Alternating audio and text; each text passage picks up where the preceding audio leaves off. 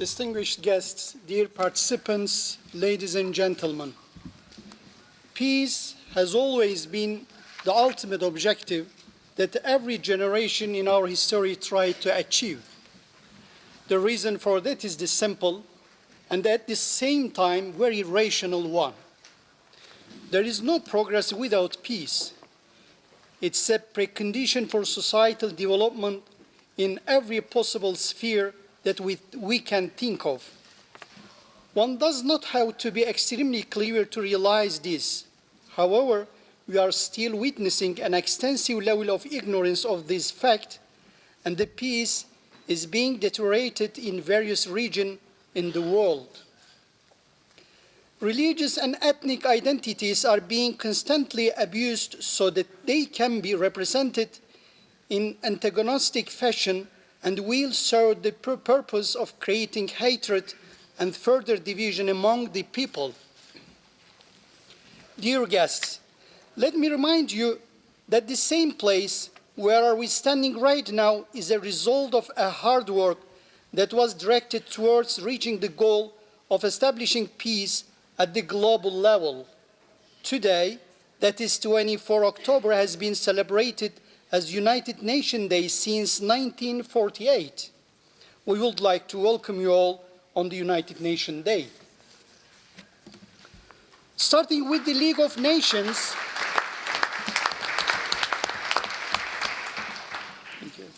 and continuing with the United Nations, many alternative ways of approaching this goal we tried. The United Nations is still the center to which all the efforts of the international community are directed in order to find solutions to the pressing problems at the international level. However, after a long time of experience, it became clear that peace couldn't be achieved if it is only promoted from above. The basis for establishing peace must be among the people themselves. Therefore, the role of civil society started to be regarded as a crucial element in this effort. The fact that today you are convening here at the United Nations in Geneva is thanks to the leaders of this institution of global governance who realized the potential of civil society to contribute to the promotion of peace at the international level. This conference is organized around 3 panels, each discussing a specific aspect of how the civil society organizations can help in creating conditions for promoting peace and stability. One pressing problem that we are witnessing nowadays is the extensive use of religions and religious identities as political tools in the hands of those whose aim is to destabilize whole region. The aim of this conference is to discuss possible solutions to this problem and to provide alternatives of how the real religious values themselves may be incorporated in these solutions. In other words, the message that we want to send from here is that religion shouldn't be seen as a cause of the problem, but rather as a solution to it. Related to that, we want to point to the fact that the civil society in the form of religious network organizations has the primary role in realizing this. Media and its relation to peace building is yet another aspect of this conference. Media's role is disseminating information is extremely important in the globalized world that we are living in. There are many instances in which the responsible usage of media's power leads to deepening of the already existing conflicts.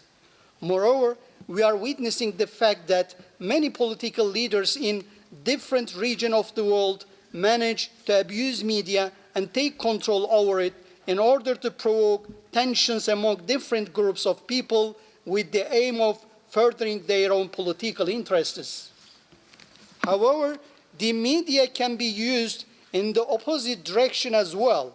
We have to find possible ways in which its power can be successfully used for the purpose of peace building.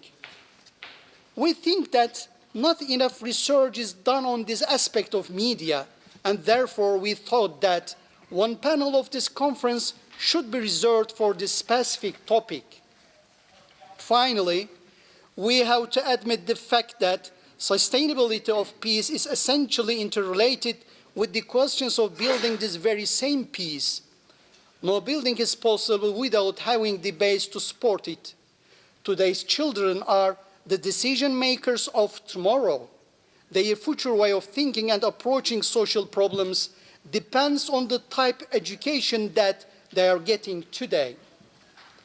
Teaching children to appreciate cultural and religious diversities as a richness of the globalized world in which we live is an essential precondition for granting a better world for all of us.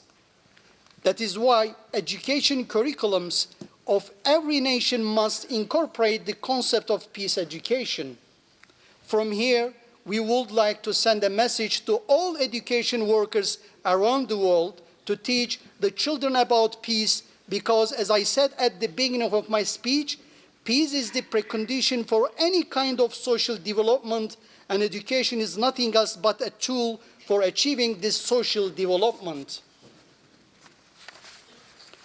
As I come to the end of my speech, I would like to express my deep gratitude on behalf of the Journalists and Writers Foundation to the guest speakers who agreed to present their opinion on this important topic, to the partners who provided moral supports without which this conference would have been realized, and to all the guests who are here and whose participations made this conference meaningful. It is my sincere wish that this conference strengthens our will to work together for peace at home and peace in the world. Thank you.